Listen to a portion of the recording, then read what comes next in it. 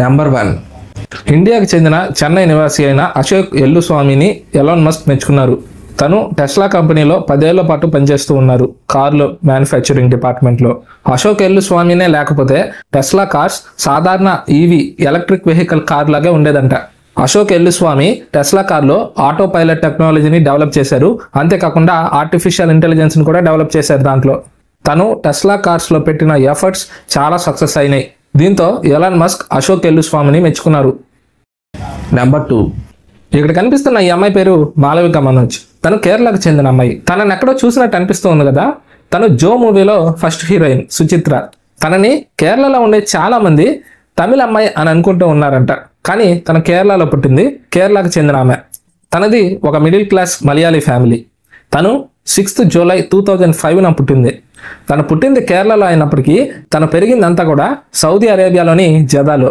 తన ఫాదర్ మనోజ్, తన మదర్ ప్రసీత మనోజ్. తను ఒక డాన్సర్. మాలవిక మనోజ్ తన యొక్క స్కూలింగ్ని ఇంటర్నేషనల్ ఇండియన్ స్కూల్ ఇన్ జదా అక్కడ కంప్లీట్ చేసుకుంది. తనకి 3 లాంగ్వేజెస్ వచ్చు, మలయాళం, ఇంగ్లీష్ అండ్ అరబిక్. తన చిన్నతనం నుంచి సౌదీలోనే పెరగడంతో తనకి అరబిక్ వచ్చి ఉంటుంది. సో తనకి 3 లాంగ్వేజెస్ వచ్చు. తన యొక్క first acting debut film Prakashan Parakkatte 2012 release అయింది ఇది. అండ్ తను లీడ్ రోల్గా చేసిన ఫిల్మ్ అయితే జో 2023. చాలా సూపర్ హిట్ అయిన ఫిల్మ్ ఇది, చాలా బాగుంటుంది. తను మలయాళం అండ్ తమిళ్ ఫిల్మ్స్ రెండిట్లో తను యాక్ట్ చేసింది. మాలవిక మనోజ్ ఒక బైక్ లవర్. తనకి సొంతగా KTM బైక్ కూడా ఉంది. సో జో మూవీ తర్వాత తన సోషల్ మీడియా అకౌంట్లో కూడా చాలా మంది ఫాలోవర్స్ పెరిగిపోయారు. మీరు కూడా KTM బైక్ లవర్సేనా? కింద కామెంట్ సెక్షన్లో చెప్పండి. నెంబర్ 3 ఇక్కడ కనిపిస్తున్న ఇతని పేరు పెడ్రో రోడ్రిగోస్ ఫిల్హో. తను 1954లో బ్రెజిల్లో పుట్టాడు. తను బ్రెజిల్లో ఒక సీరియల్ కిల్లర్. తన యొక్క ప్రెగ్నెంట్ గర్ల్ ఫ్రెండ్ని కొంతమంది చంపేశారు. దీంతో తన సీరియల్ కిల్లర్గా మారాల్సి వచ్చింది. ఇలా అన్యాయాలు చేసేవాడిని తను చంపుతూ వచ్చాడు. దాదాపుగా 71 మందిని చంపారు. మానభంగాలు చేసేవాళ్ళని, మత్తు పదార్థాలు అమ్మేవాళ్ళని, ఇలా చాలా మందిని తను చంపారు. తను 34 ఏళ్ళకి అంటే 2007 ఫస్ట్ టైం తను జైల్లోకి వెళ్ళాడు ఇలా చంపడం వల్ల. జైల్లో తన యొక్క ప్రవర్తన మంచిగానే ఉంది అని 2007 తను రిలీజ్ చేశారు. 2011లో బ్రెజిల్లో తను అల్లర్లని ప్రేరేపిస్తున్నాడు అనే ఒక నెపంతో తనని అరెస్ట్ చేశారు. దాదాపుగా 7 ఏళ్ల పాటు జైల్లో ఉండి 2018 రిలీజ్ చేశారు. ఇలా ఇల్లీగల్గా వాళ్ళు జీవిస్తున్న జీవితాన్ని తను నిర్మూలించాలి అని అనుకున్నాడు. అందుకని ఈ హత్యలు తను చేయడం జరిగిందేమో. సో ఆ తర్వాత రెండోసారి తను జైలు నుంచి బయటకు రాగానే ఒక యూట్యూబ్ ఛానల్ స్టార్ట్ చేసి అసలు సొసైటీలో ఎలా బ్రతకాలి, ఎలాంటి వ్యక్తులు ఉంటారు, వాళ్ళ నుంచి ఎలా కాపాడుకోవాలి అని తను చెప్పుకొస్తూ వచ్చాడు ఆ యొక్క యూట్యూబ్ ఛానల్లో. అండ్ పెడ్రో రోడ్రిగోస్ యొక్క లైఫ్ స్టైల్ని ఇన్స్పైర్గా తీసుకొని డెక్స్టర్ మోర్గన్ అనే ఒక ఫిక్షనల్ క్యారెక్టర్ సినిమా సిరీస్ లాగా తీశారు. అండ్ ఇక అర్థం చేసుకోవచ్చు తన యొక్క మంచితనం, తను పోలీసులు చేయాల్సిన జాబ్ ఎలా చేశాడు అనేది. అండ్ పెడ్రో రోడ్రిగస్ చేసింది కరెక్టా రాంగా, మీ ఉద్దేశం ఏందో కూడా కింద కమెంట్ సెక్షన్లో చెప్పండి. నెంబర్ 4 ఇటీవల ఉత్తరప్రదేశ్లోని ఆగ్రాలో ఒక ఇన్సిడెంట్ చోటు చేసుకుంది.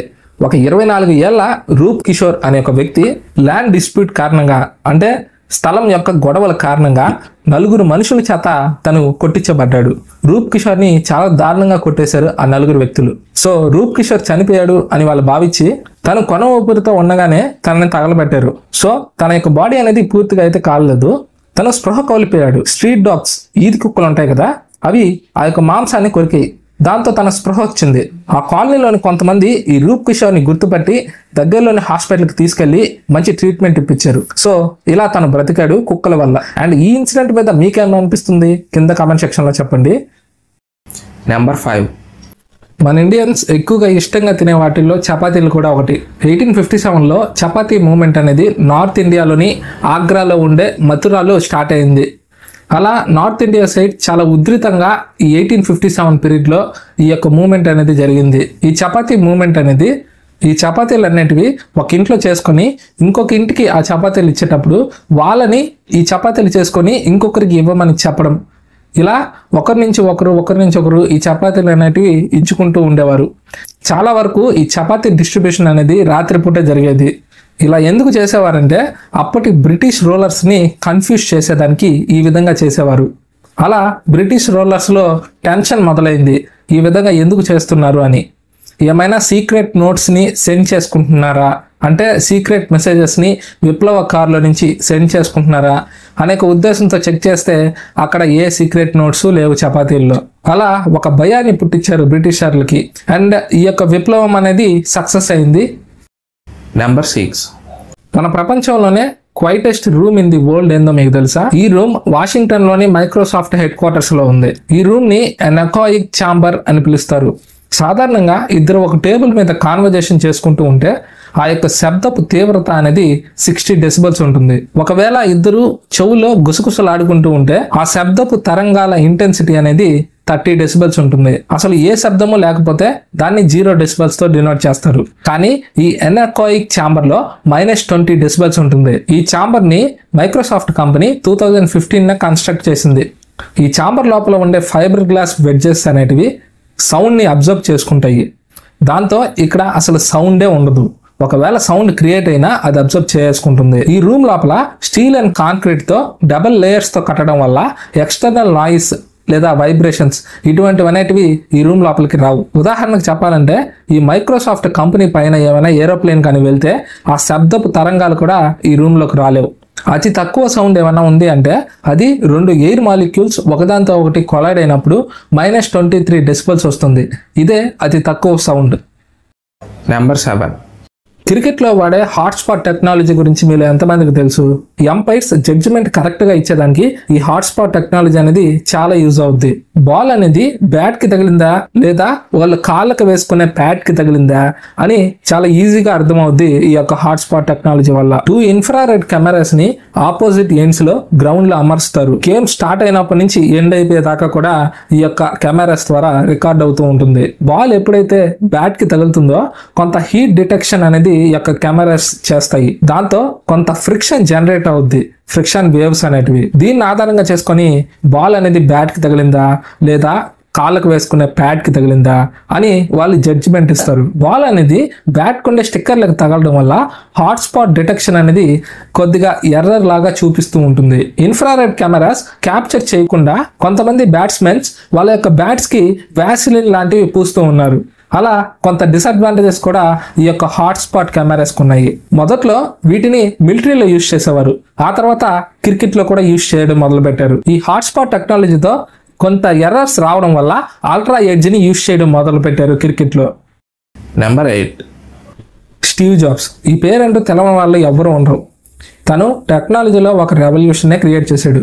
తను వాడే కార్లలో అసలు నెంబర్ ప్లేటే ఉండదు. తన యొక్క ప్రైవసీ కోసం ఈ విధంగా తను చేశాడు. అసలు నెంబర్ ప్లేట్ లేకుండా కార్లని ఎలా వాడాడు అనే డౌట్ రావచ్చు.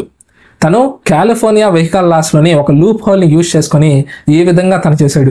అదేంటంటే ఏదైనా ఒక కొత్త కార్ని 6 నెలల పాటు నెంబర్ ప్లేట్ లేకుండా వాడచ్చు.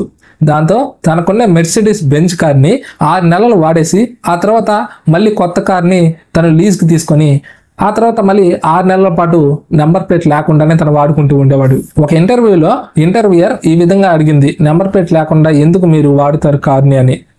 దాంతో నా ప్రైవసీ కోసం అలా చేస్తాను అని స్టీవ్ జాబ్స్ ఆన్సర్ ఇచ్చారు. అసలు నెంబర్ ప్లేట్ లేకపోతేనే ప్రైవసీ దెబ్బతింటుంది కదా, మిమ్మల్ని అందరూ పాయింట్అవుట్ చేస్తారు కదా అని ఆ యొక్క ఇంటర్వ్యూయర్ అడగడంతో తను సైలెంట్ గా ఉండిపోయాడు స్టీవ్ జాబ్స్. కానీ స్టీవ్ జాబ్స్ లైఫ్ లో ఒక ఇన్సిడెంట్ చోటు చేసుకుంది. అది 1984. ఒక చోట 100 కిలోమీటర్లు వెళ్లాల్సిన స్పీడ్ తను 160 కిలోమీటర్లు వెళ్ళాడు. దాంతో పోలీస్ ఆపి ఒక వార్నింగ్ లాంటిది ఇచ్చాడు. ఇక్కడ 100 కిలోమీటర్లు వెళ్ళగలం, కానీ నువ్వు 160 వెళ్తున్నావు, ఓవర్ స్పీడ్ ఉంది అని ఒక వార్నింగ్ లాగా ఇచ్చాడు.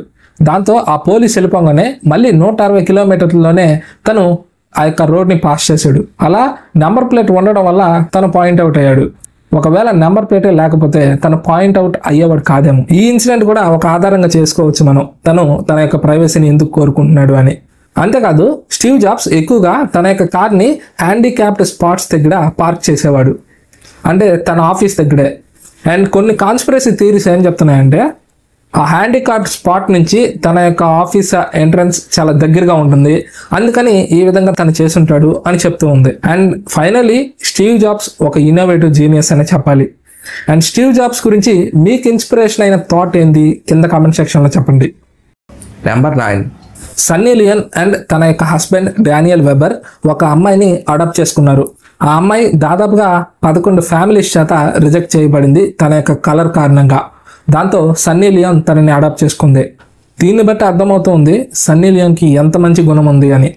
అండ్ తన యొక్క మంచితనం గురించి కొన్ని విషయాలు చెప్తాను. ఢిల్లీలో COVID-19 టైంలో 10,000 మంది మైగ్రెంట్స్ అక్కడ చిక్కుపోయారు.